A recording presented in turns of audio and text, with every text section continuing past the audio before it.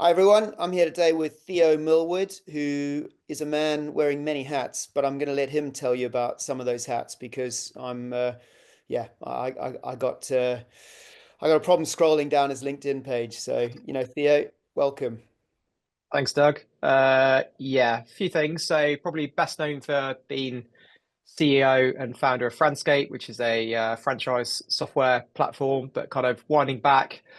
First purchased my first franchise brand called Swimtime back in 2016 from the founders, so legacy business. So taking that through quite a big growth stage. Now got a team in place there. That spawned Franscape, and then since then gone on to get into some other stuff. So we've got a training business called Skill Time. We get involved in running an activity association within our sector called ICAP. And I've also got a brand that I co-own in the kids space called Dog First Aid. So yeah, lots to cover. Lots to cover. Okay, fine. Well, I want to try and keep on topic, which and the big topics, franchising. So, it's making this relevant to anyone that has the remotest interest in franchising at whatever level. Hmm. So I want to kind of talk about how you firstly got into franchising, or when you first really, I suppose, understood what franchising meant in the way you know now it to mean, rather than just, oh, McDonald's is a franchise, there's film franchises, sports franchises in America, and all this stuff, which is what, most people I don't understand.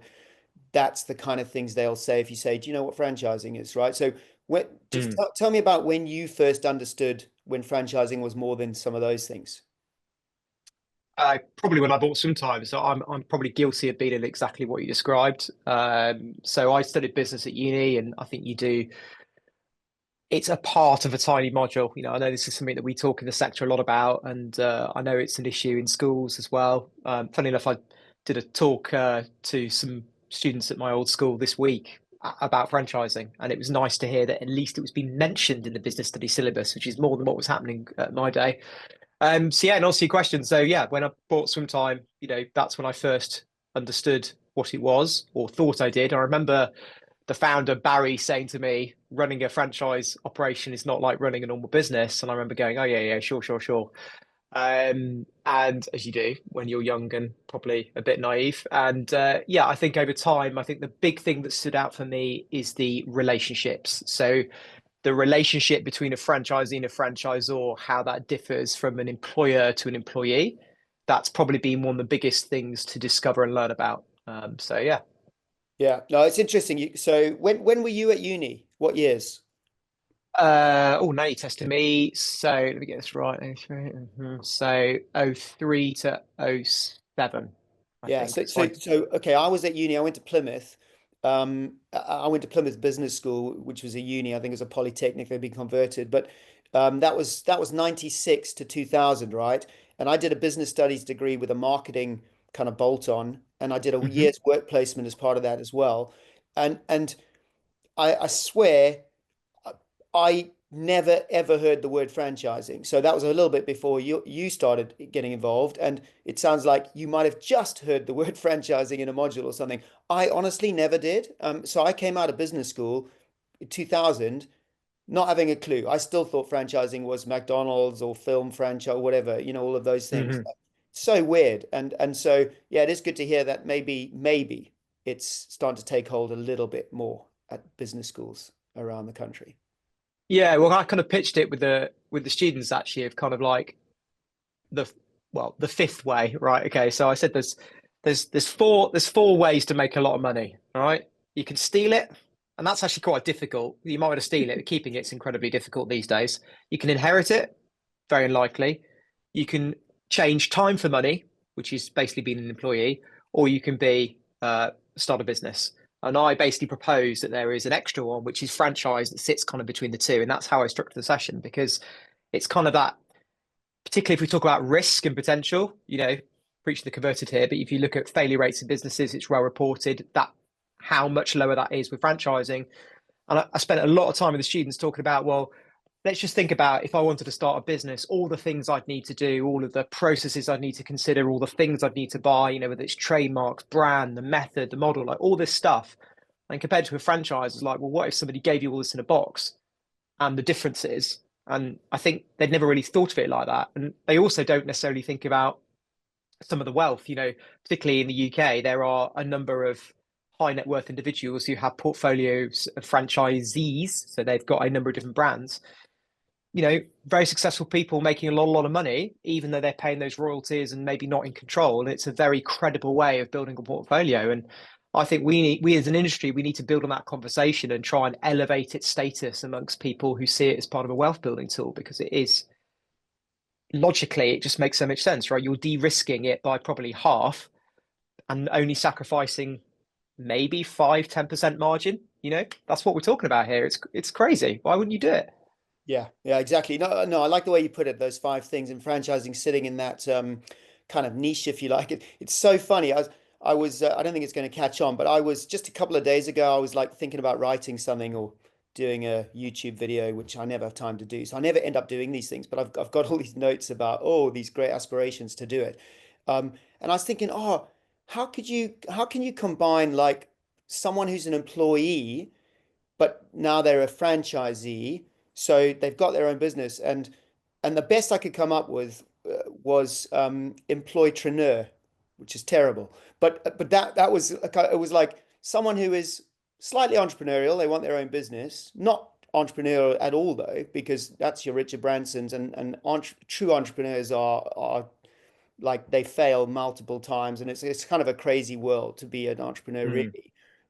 And so, but they're not employee either, but they are kind of employing themselves. A lot of franchising mm. is almost buying yourself a job to start with, and then you can move it up. So, it's anyway, that was probably never see the light of day, that term, but that I coined on my notepads I think we scribble. need something a bit catchier, to be honest. I know, Theo. No, that's why I'm putting it out there. So, I guess I'm opening it up to anyone listening to come up with a kind of a better name than that. But yeah, it is interesting. So, okay, fine. So swim time, your first real, exposure into franchising, and Mm. I've heard a little bit about your story. But what did you find was some of the things when I guess when you first were considering acquiring the business or buying the business, how did you go about your due diligence? Because as you say, you didn't really know what a franchise was. So were you typically looking at it just like any other business? And I guess that's what you were saying, you were. Um, how did you go about your due diligence? What were your things you looked at? Yeah, so my approach has always been to these kind of things, keep it simple. So there's a couple of routes you can broadly go. You can go, the full hog route, which is typically you would need to, well, you could do yourself, but it's pretty tricky. So you're going to end up paying professionals to really go through the route and branches, and you end up with war rooms exchanging data and all this kind of stuff. And we kind of took the view that spending 20, 30, 50, 100 grand on that process probably wasn't going to be the right step for us. So you can, in my opinion, do a simpler version, which is essentially looking at the key risks, right? So to me, this has got a fundamental backbone to it, which is the finances. So when we're presented with a set of accounts, we want to test those core numbers. So does revenue match what they're saying? So this is, straight looking at the payment gateway, bank accounts. Does that seem credible? Because that's your pretty much first thing. And then you obviously want to test a number of the cost lines, because as long as the revenue profile is broadly, or the accounts are broadly where they should be, give or take, that to me is a really, really good key about it. The second then part of that is the legal frameworks, because obviously in franchising, so much hinges on the stability, the viability of that. So that was something we did spend money on with a professional firm of lawyers to go through a root and branches review of those agreements. Because as you know, in franchising, that kind of is it. You in our line of work within swim time, we don't have a fixed asset base of any note. We don't have property of any note. It is largely an intangible assets based model. So what is commanding that intangible asset is the trademark portfolio and ultimately the legal agreements that license that out. So if those were in any way impaired, that would have a material impact on the value. So that's what we spent most of our resources doing. And so how did you look at, I guess, the systems and processes, if you like, the tech, what was being used to run the business fundamentally beyond, I guess, beyond people and that kind of a thing. I didn't look at it in a vast amount of detail in the due diligence stage. It'd be interesting, like how I would have thought about. I mean, I think in fairness, the vendors were quite clear that that was an area that could be improved, Yeah. and I knew them through a previous kind of line of work anyway, and they knew that tech was kind of my thing. So I think they kind of just assumed that was going to happen, as in it would be reviewed at some point. So to me, it wasn't really a determining factor because we'd value that into the deal that we were purchasing the business in. So I suppose to put it plainly, we knew we were buying a doer upper, not a, and that's to take nothing away from the vendors. They're incredible people, and I still speak to them today. They're fantastic people, but they were very clear that there were things that needed investment and a new breath of life, and we knew that going in, and that was the basis of the commercial arrangement. So I was never overly concerned about that per se.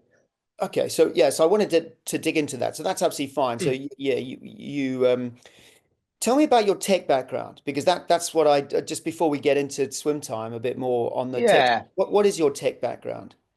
Yeah, so really interesting, similar sort of story to you at university. Mine had a year in industry as well. So my year of industry was at IBM in London. So that was my first exposure to kind of, well, not first exposure, but first exposure, in a sort of working sense to the role of technology. And obviously, as you can imagine, with someone like IBM, these are massive contracts with blue chip, FTSE, Dow Jones companies. So it's a very specific version of it. It's very enterprise, very corporate, but that was the first time I got truly exposed to it.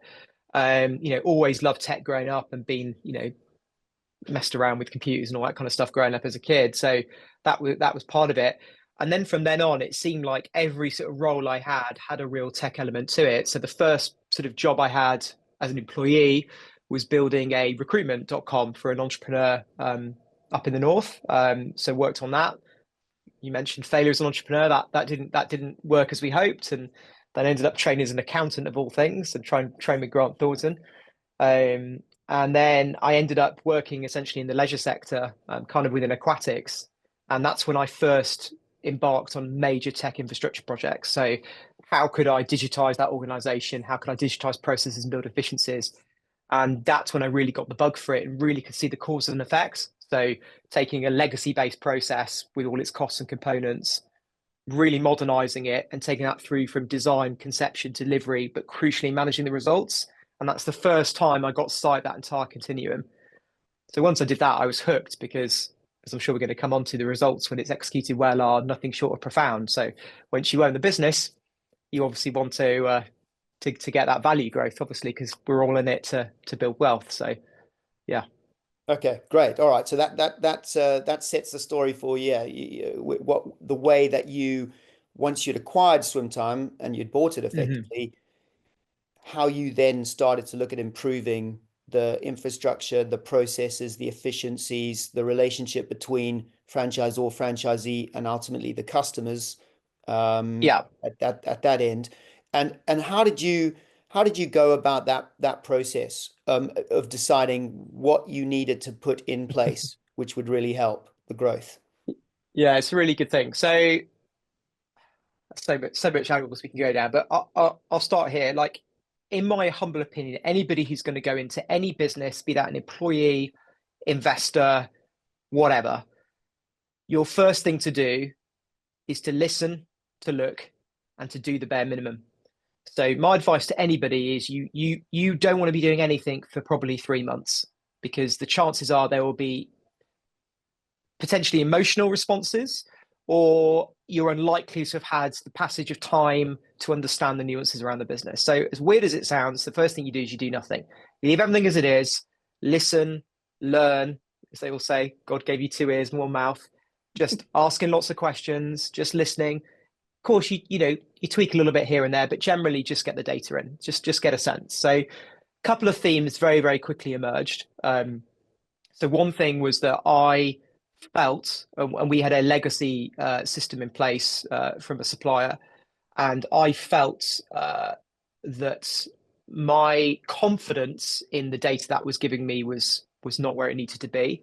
And it was very, very difficult for me to understand what was going on in the business. So straight away, that kind of input of data that was helping me make decisions was impaired. And that was a massive issue that needed resolving. But then at the same time, and running in parallel was quite an alarming customer experience from my perspective. And to kind of sort of distill it down or to reduce it to its bare elements, the founders were a couple of a generation, or depending how you define it, in the kind of Gen X, Millennial, Gen Y spectrum, maybe one or two generations older than me because of the age difference, which is human nature, right?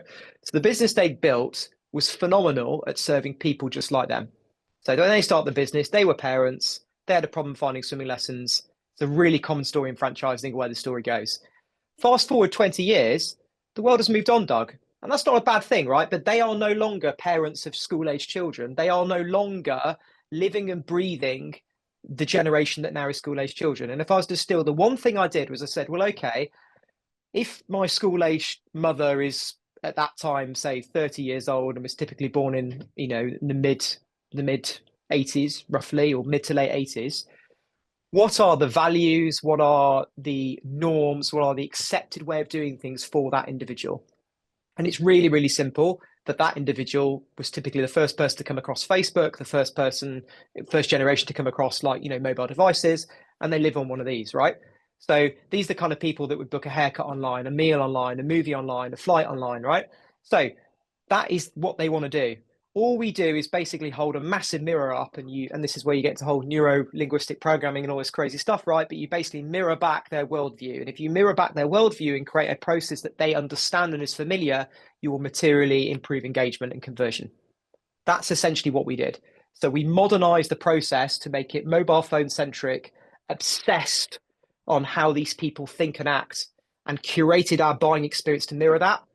And it went off like a rocket. So the business essentially trebled in size over about 3 to 4 years by adopting that process. It's just crazy, the level of growth. And Theo, so I know a little bit about tech and software development and all of that. And I've never worked at the level of actually being a coder or a programmer, right? But I've worked with a lot of those kinds of people and over the time. So what was your process with Swim Time? Did you look at kind of, as it were, out the box solutions that could be bespoked? Did you do that first? Did you say, nope, I'm going to come in and I'm going to work and I'm going to create something brand new that I've 100% control of and own every line of code? And how did you go about that? It's a really good question. So we had a off-the-shelf provider that we inherited, which, as I've said, was lacking and I was really struggling with on a number of levels. My first point of call was to go off the shelf, just because I've done these tech projects before. They're expensive, prone to errors. I think every listener will probably have either heard a story or experienced that themselves. I looked all around the world and I still to this day was a bit jaw dropped at what was out there. It was pretty poor. And those people who know me on the call will know I'm not shy coming forward. I've been pretty candid about how bad it was, and in my opinion, still is in many places. So I felt forced to go down the route I went down.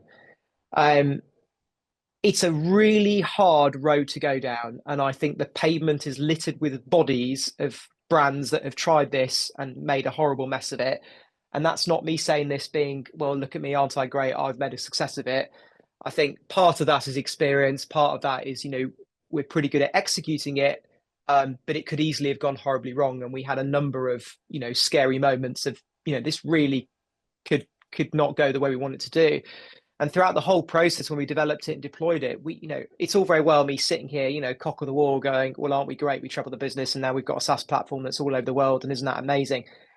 That story wasn't written at the start of that journey. So when we start the journey, we never intended to sell it around the world. When we start that journey, we didn't think it was going to treble the business, right? So we just tried to go through it logically, systematically, and do the best we could. It so happened that we really nailed the outcome. But if you'd asked me 6 years ago and said, oh, Theo, when you do this, is that what's going to happen? I would have gone, oh, yeah, Doug, I'm guaranteed I'm going to treble your business. No way. I didn't think it was going to be that profound. But maybe, like with a lot of entrepreneurs, when you're backed into a corner with your gun to your head, that's where the magic happens, right? And I had no choice. So you've created this system through tech and everything else, and it's your system essentially, right? You own it. Correct. Yes. What I want people to understand, I kind of know the answer here, but I want you to explain that that's a massive decision ultimately, and you didn't get there straight away. You kind of got there in bits and pieces, and realizing actually there wasn't something out there, and you Hmm. have to create it yourself, and then it's grown from there. But what kind of investment levels, time frames are you talking to be able to do it? Because it's almost I want, I guess, a cautionary word from you that it's a very difficult road to go down. And as you say, it's littered with the bodies of companies that have tried it and then failed and invested a huge amount of time and energy and lost control, and it can lead to the failure of an entire business. Yeah, Yeah. what would be your say on all of that? Uh, I mean, my default position would be don't do it unless you really know what you're doing. But in terms of specifics, so obviously the caveat is dependent on what you're trying to do and all the rest of it. But let's take a Johnny average scenario. Anybody who tells you you're going to do this in less than 2 years is talking utter and total bollocks, right? You're going to be at least 2 years, probably more. It's going to cost you at least low six figures to do it properly. Yeah, Um, so you'll be able to get something up and running, probably for 100, 150. But the bit everybody forgets is that's where it starts, not where it finishes. yeah, So this is what happens, right? And I fell for this before, right? And I get it, but it's like the fool's road. You go, oh, I'm spending X amount on this software provider, right? I'm spending 50 grand a year across my this software provider. That's I could buy one developer and one designer for that a year. What the F am I doing? So far, so logical, but this is where the jumper rapidly unravels. What you're not thinking about is you need somebody to manage those people. So you need a project management element, which is, and there's crap ones and there's good ones, and good ones are expensive. You then need to think about the quality of the code and the testing environment, which also either requires systems or processes. You've then got to think about how the thing runs, which no one ever thinks about. Service, right? We spend thousands and thousands and thousands of pounds a year on servers because the firepower you need to give immediate availability for your clients in multiple jurisdictions is eye-watering, right? People don't forget all that, don't think about all this. And then the biggest thing is technology is old the minute it's produced. So ignoring features, ignoring, additional functionality you might need in the future, which is going to happen, just holding the state that you are today will need a maintenance program that's going to make you cry. You know, technology gets old, bugs come in. We've all seen on the news like the CrowdStrike thing 3 months ago where all the computers went down. You know, you can say it's ridiculous, you can say it's ludicrous, but we operate in an interdependent global world. Things are going to go wrong. Bugs will appear, stuff will change, systems will become outdated, right? So just a maintenance program is going to make you want to cry. So you've got to be absolutely sure that you have a massive budget, a huge amount of experience, and the ability, and this is the key thing, the ability to call out the BS. Because what is going to happen, and this happens at every single example I hear, right? Somebody will go to a software house, they'll be like, I can do that for 50 grand. And you're like, oh my God, Theo said it's going to cost 100, it's 50. Winner, winner, chicken dinner, off we go, right? And here's what's going to happen. You're going to be 3 months into that project and you pay 25 grand. And then they're going to go, well, you didn't tell us that the button should be blue and not red. And actually, what's happened is because we've done all this process, we've now got to start again. So you're in a situation that you go, I don't know if they're talking bollocks or not. Either I walk away from 25 grand or I keep going, right? So you keep going and you then spend another 25 on top of the 50. So you spent 75 grand. And another 9 months in, they go, well, you didn't tell us that, it should be a circle, not a square. And you'll be like, but it's just a circle. It's not a square. And I'm like, yeah, but that goes right back to Genesis. So we got to go back and you didn't tell us at the beginning all this. So that's going to be another 50 grand. So then you're like, shit, I've spent 75 grand. Do I get off the train now? But it's only just hit. And that's what happens, right? And I'm sure you've had it. I've had it. I've had drinks with poor franchisors in the bar that have been in this situation, and it's really hard to get off the train. It's so well, hard to get off the train.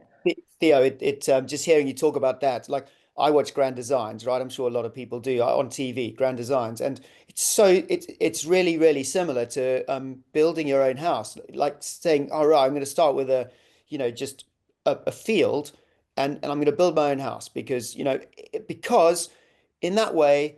I'm going to get away from all the problems that come with developing an existing building, whether you've got regulations or you've got things you can't see under the ground, which you can't see until you've bought it really and start digging it up and all of that kind of stuff. And and it's exactly the same thing. You know, you can go into that even in a field that looks just perfectly like a blank sheet of paper, and the problems come. There's clay or there's something under the layers like 20 meters down and you needed something in there. And and that adds 30,000 pounds, 40,000. It's exactly the same, right? It's Exactly the same. building a software house if you, it is the same as building an actual house. And the risks are, yeah, the problems. And that's probably why most people just go and buy a house, right? Yeah. And look, to be blunt, if Franscape, and I would say this, right, but if Franscape existed now and I was to buy sometime again, I wouldn't even hesitate. I've spent Yeah, millions on Franscape, yeah, millions. yeah, You know, if something was even 70% of what I wanted, 75%, you know, something around, I'd give away 20% of my wish list to not have to have gone through that commitment. Now, look, it happens. I've built another business and that's really good and that's lucked out. But, you know, it could have easily gone horribly wrong. And I still, if you look at the risk and the capital commitment, it's eye watering. It's absolutely eye watering. yeah. So we the franchising center, you know, we've started to get a lot more involved. I've always been involved in tech and creating efficiencies and making processes more fluent and connecting people through technology and all of that kind of stuff. So, you know, everything you talk about, not at a granular level, but at a, I guess at a strategic level, I understand how that works. And in franchising, any any successful franchise business needs systems, right? Or needs systemization, I guess is maybe a better word to use overall. And Mm. in a modern world, systemization is technology because you just can't live without it. And therefore, to become a good franchisor, you need to build good tech around everything that makes you a successful business in the first place. You know, why have you got customers? Why is there a need for what you do, whether it's a service or product or combination or whatever else? And so that's really what I've spent probably 20 years in franchising focusing on is like, well, how can these things be improved? And that's really what I want to talk about because what you developed with Swim Time um, is is a solution, if we call it that, called Franscape, right? So tell Hmm. me a bit about what Franscape does, because you built it for swim time. You built it to solve a problem. You built it to create efficiencies and accelerate growth and sustainable growth. Let's say sustainable growth because I think I like using that. Um, tell Mm. me what tell me what it does and also how others can kind of benefit now because that's interesting. Yeah. So I think just taking it back a step for a moment before I answer the question, just to give some sort of context to how I'm going to answer it. You just hit the nail on the head in terms of scaling sustainably and thinking about the processes and the systems and the structures that drive that growth. So if we go back to what franchising is in its core essence, it's a repeatable framework that can be scaled out. So I know we're not supposed to do this, but a Big Mac is a Big Mac. So the theory is if you go into Beijing, you go into Paris, you go into London, anywhere in the world, the Big Mac is the same format. That's the best example. I know we're not supposed to use, but it's the best example that everyone can clearly understand, right? So if you go back to anything, swimming lessons, football classes, like, cleaning drains, cleaning ovens, the theory is that the customer should get as close as is possible a consistent experience because that builds brand equity and that builds the model. So we've got to remember that core, what we're trying to do. So you're absolutely right. The best way of going about that is to create guardrails because the reality is, whether we like it or not, human beings have a tendency to cut corners when they can, slowly not do things over time, sometimes not great behavioral traits over time. So if you're trying to scale a large group of individuals or businesses that conform to a standard, the most efficient way of doing that is providing guardrails that basically enforce the standard. The delicacy is how do you do that in a way that people don't feel like they've got a gun to their head? And the way you do that is around really intelligent design. So coming back to the answer to your question, what is Franscape? Franscape is a framework that will, and a platform that takes a customer from the minute they're looking for your brand or service right through to how they experience that product or service with your brand end to end, but with a deep understanding of the franchise model. So, for example, our communication layer that's built in there is set by the franchisor. So when you get a booking confirmation for swim time that explains where and when you need to be, that is identical whether you're in Scotland or you're in the south of England. No fat-fingered franchisee can do a typo, or you think of tone of voice and brand culture, that is enforced, albeit with local customizations. It still puts the name in and the picture in the smiley face of the local office, but it's the same. When a customer goes through a booking journey to book a football lesson with us, a performing arts session through us, it is the same whether you're in franchisee A, B, C, or D. But where we're really, really strong is those deeper franchisor processes. I'm going to give you one example. It still shocks me to this day, the amount of brands that collect their royalties based essentially on trust. So I'm sure you've experienced this with many brands that you consult with, where at the end of the month, the franchisee will fill in a return document, a Google Sheet, whatever, and they might have, oh, I've automated it and it's a push from Zapier or whatever. Not really, right? But basically, it's a trust. So the franchisor E says, I've sold X, I owe you Y. Guess what? They're stealing from you. Guarantee it. They're filling the books. I had the same problem. Every brand on there's two answers here. There's the franchisors that know, and there's the franchisors that are naive. It's definitely happening in every brand around the world. That's human nature. It is what it is. So you've got two responses to deal with this. Okay, you can get the whack-a-mole approach, and you go legal and all that stuff, which can be fun and entertaining when you need to. There's another far more sensible way of doing it, which is you place guardrails in that make it really, really difficult. So an example of how we solve that problem, we take royalties at source. What does that mean? When a customer pays for the product or service through our gateway, we can control the flow of monies completely to the franchisor's control.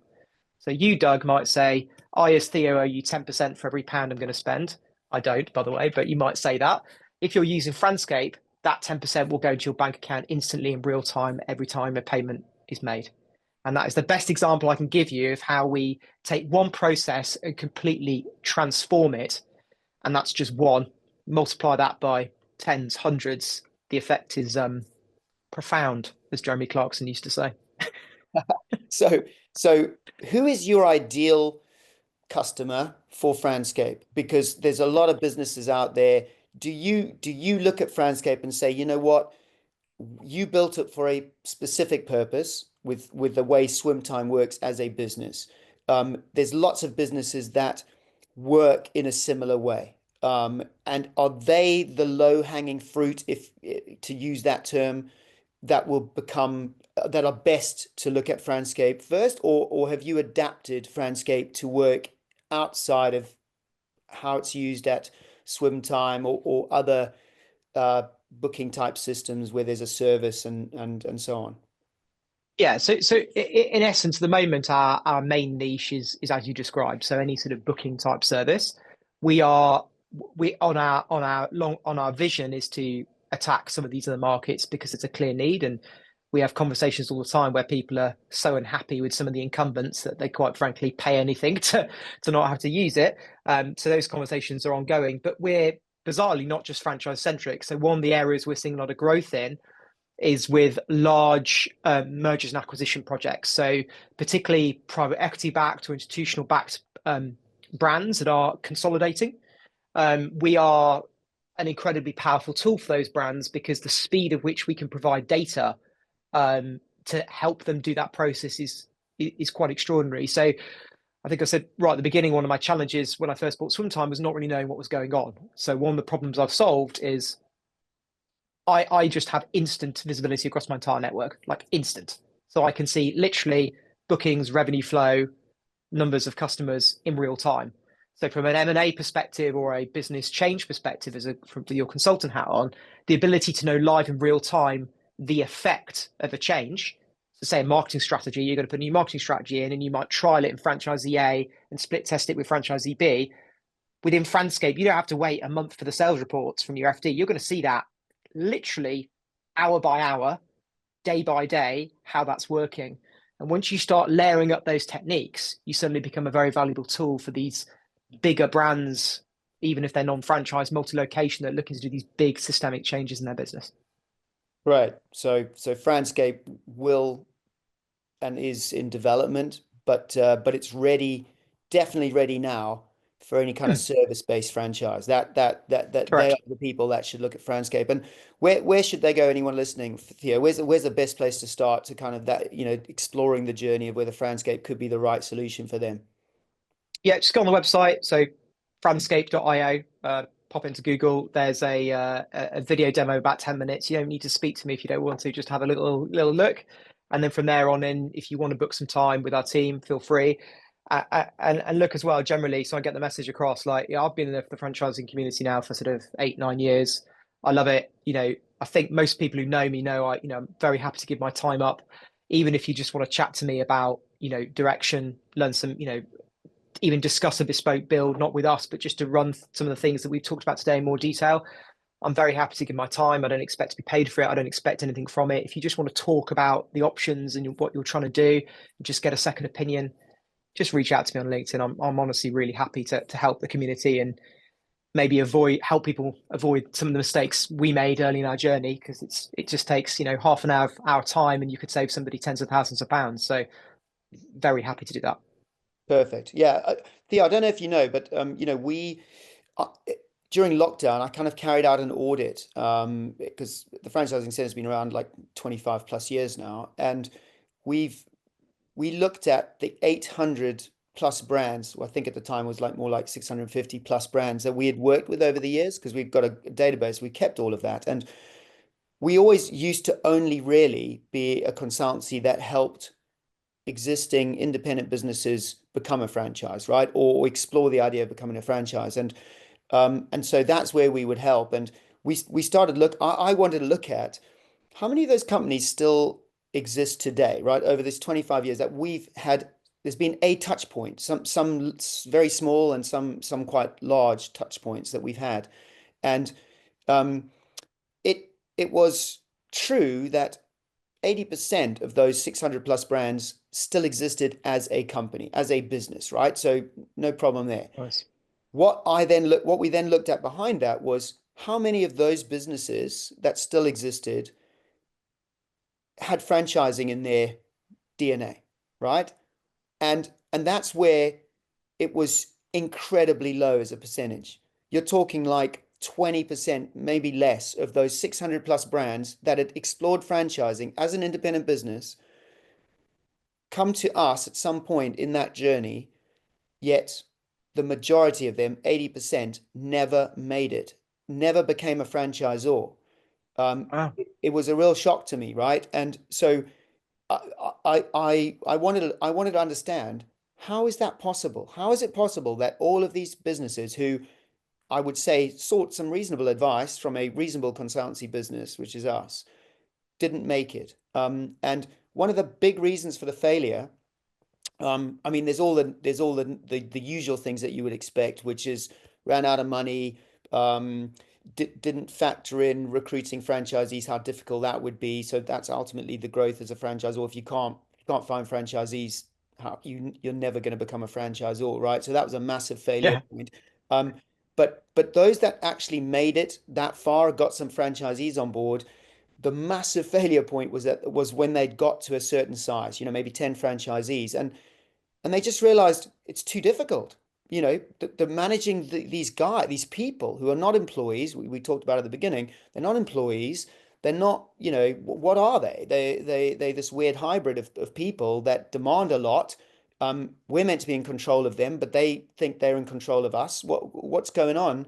And they gave up. A lot of businesses just simply gave up on franchising. They said, you know what, we'll give you your money back, we'll buy these back, we'll turn them corporate, whatever it was. Um, and so then the biggest reason behind the failure of that, at that level, was systemization.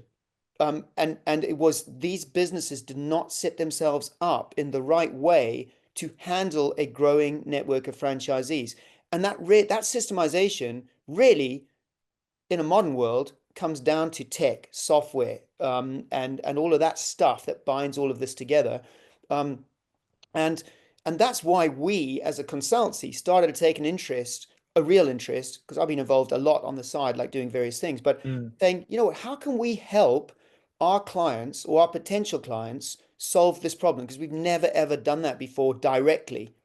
We've always talked about it, but we've never got involved. We've never handheld, we've never done anything. And that's why, that's why we kind of have our own uh, franchise software suite of products, if you like. And I know we're talking to you, Theo, about Franscape, Mm. and helping bring that in, because that fills a particular niche. And that's what we're realizing. We're realizing that there's a massive need for it. It's a massive problem, even amongst some of the, franchisors you would not expect to have a problem. It exists there. Um, Oh, huge. Yeah. it's mad. It is huge. And then the suppliers that are out there, the so-called suppliers of franchise software, it's not very good. Without naming names, it's not very good. It's clunky. It's not thought through.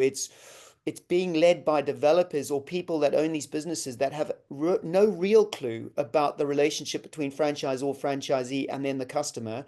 And so they're developing products in absolutely the wrong way. And so those Hmm. products are not fit for purpose. And so these are all the things that we found. Um, and so that's my, it's a thing I'm on at the moment. That's why I was glad to have you on this, because I know you Oh, love thank all you. of this, and you're solving these problems. Um, but I just wanted to ask you for any tips, anything you would say to a um, an existing business, successful existing business that is looking to franchise. So that's that. So a tip for them, something to say to them about Hmm. systemization, tech, whatever you want to say, and then about new and existing franchisors who maybe at an early stage in their journey just maybe start to deal with franchisees and the problems that can come with that if they're not set up right. I'd just like to hear your thoughts. Yeah, I can kind of wrap the two together. So I'm a bit of a motorsport fan, so I do like quoting Jensen Button from time to time. Lovely man, very successful. So he used to say, you want to be on the right tires at the right time, right? Don't try and guess that it might rain in 10 minutes time and put wet tires on and hope the weather comes to you, right? Normally the most efficient strategy is to be on the right tires at the right time. There are roughly three phases in this journey, right?